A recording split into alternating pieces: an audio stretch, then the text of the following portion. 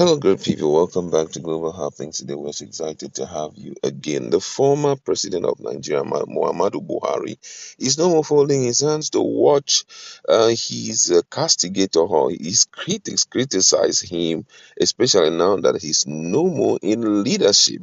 Yesterday, Bishop of the Catholic Diocese of Sokoto, Matthew Hassan Kukah, took out time during his time to present a keynote speech or at the 60th Call to Bar anniversary celebration of legal icon Are Afe Babalola in Edo Ekiti State to lambast the former administration, especially as it has to do with the issue of corruption.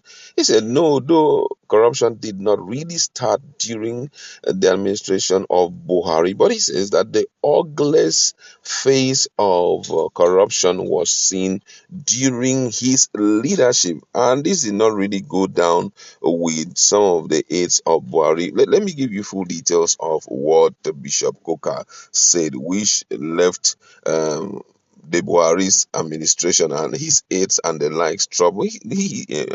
Matthew Kukah said, "We have seen the worst phase of corruption in Nigeria.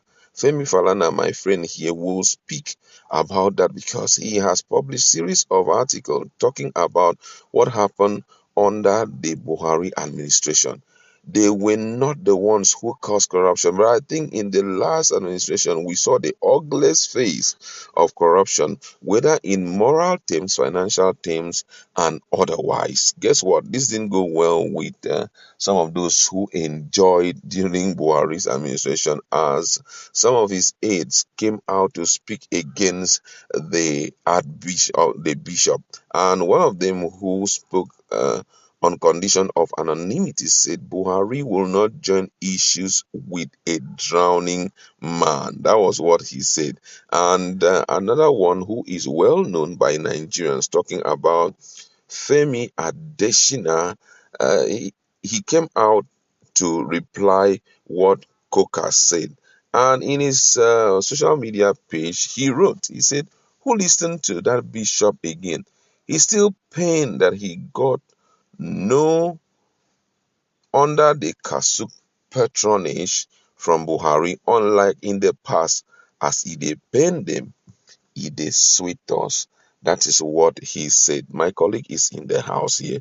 We're going to talk about this and also reflect on this issue of corruption or ugliest face of corruption as it has to do with Buhari's administration. It's a truth that corruption did start in the days of Buhari, but Nigerians thought that his administration was going to be was going to create a cure for corruption.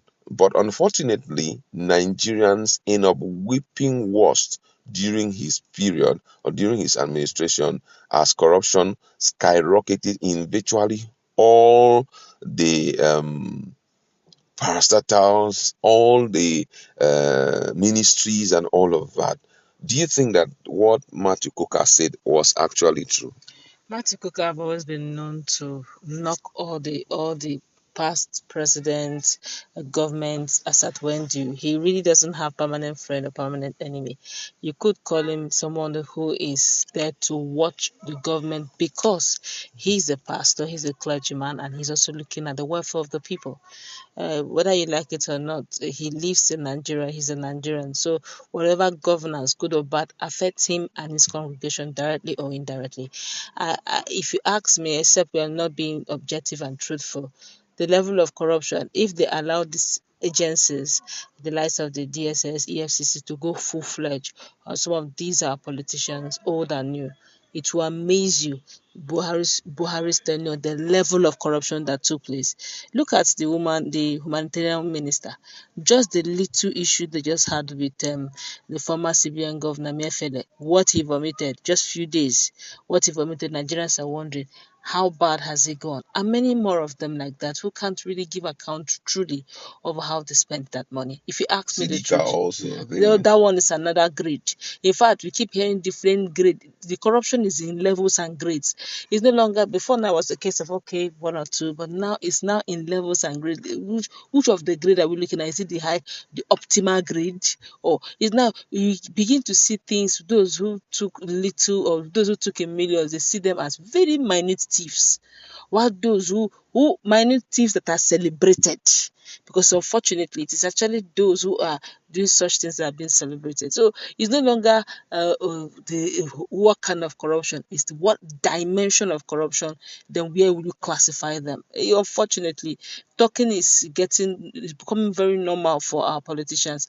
What punitive measures is that? If it comes to issue of the law, we have one of the best laws. Enforcement of the law is where the problem lies. But the shocking aspect of this is the reaction from the aides of Buhari coming out to defend the government when we know already that if we want to go by the corruption, some of them will be pulled out and will be dealt with. Imagine this man making this statement. They came out and started lambasting Matthew Kukah immediately and started making some very unnecessary statement that is because the man did not enjoy the Buhari administration. That's why he's coming for Buhari as he depend the Oh, ministry. Does it mean so it was that our it was a free for all choppings. you understand? But I could still remember Father Mbakatu, something like that happened not long ago, where Yes, Gaba Sheikh Shehu. Gawa gave it to you. He said because you came, you asked for a contract, we didn't give you. That's why you're making noise. And I begin to wonder, is it that when people who are supposed to be watchdogs, if it doesn't profit them, they keep quiet, or they start talking, or when it profits them, they behave as if they're not Nigerian, not living in Nigeria? Corruption is corruption. If you want to say it profits you, the overall good of Nigeria, does it profit them? It's the nation that matters, not the individual. If you say because the person who is in leadership profits you and the corruption is heightened, and you say, this government go favor me, like some of the things that was trending on social media some few days back, when the new shege and hopelessness began, they said that each time you see some of these guys, they'll be shouting, oh, this new government will don't enter, go favor me in Jesus' name. This 520 naira per liter will favor me and my family in Jesus' name. We are getting it all wrong. And if we continue with this mentality, it won't go far. It's really sad that something that is this known and somebody's saying it because it didn't favor you. That means it's a chop and chop. We are now in a regime where the national memo is chop and chop, not really how to govern Nigeria properly. Do you also think during amidst all this castigation, criticism, and reflection on the corruption level during Buhari's administration, do you think it may trigger Tinubu to carry out kind of anti-corruption crusade against all those who are already in the list of EFCC as corrupt leaders? What I do know for sure is that he may likely not do that for now, because if he does that, it's going to be to his detriment. Don't forget this case is still in court, and it can go either way. So if you start beginning out right now, start dragging out those in the past government, they can actually leverage on the fact that Peter is looking to take back his mandate and allow him to have a free reign. I feel that it's going to be a case of Tinubu keeping quiet for a while. Even if he's going to drag them out, it's not going to be direct. But may probably use something else or something else to drag them out, but definitely not directly. Okay, thank you so much. That's what we like to leave it. Go to our comment section. Let's interact.